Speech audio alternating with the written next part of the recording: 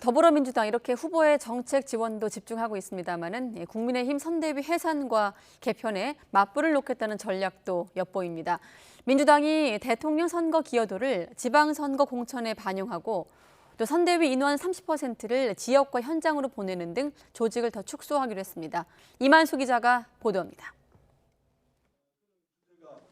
국민의힘 윤석열 후보가 선대위 해체와 재구성, 김종인 전 위원장과의 결별을 선언한 같은 날, 민주당 이재명 후보 선대위도 기자회견을 자청했습니다.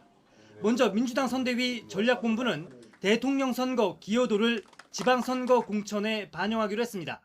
시도 평균 득표율보다 일정 비율을 웃도는 득표율을 획득한 지역에 대해서는 공천 보장 등 과감한 인센티브를 부여하는 방법도 구체적으로 준비하고 있다는 보고 말씀드립니다.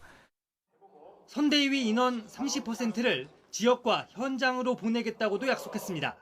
지난달 이재명 후보가 직접 몽골 기병론을 내걸고 대대적인 선대위 쇄신에 나선 이후 2차 혁신에 착수한 겁니다.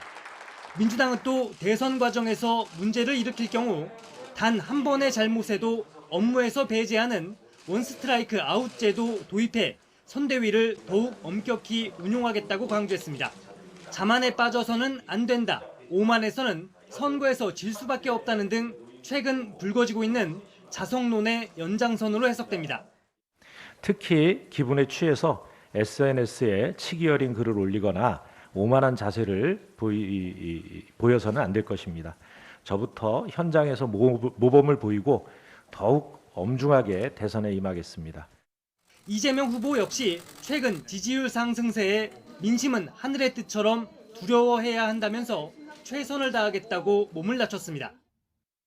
오늘의 이 결론이 우리만의 노력으로 또 국민들께서 전적으로 저희를 지지해서 나타난 현상은 아니라고 보기 때문에 두려운 마음으로 최선을 다하도록 하겠습니다.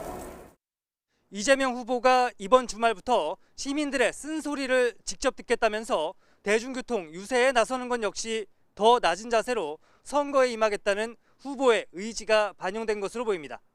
YTN 이만수입니다.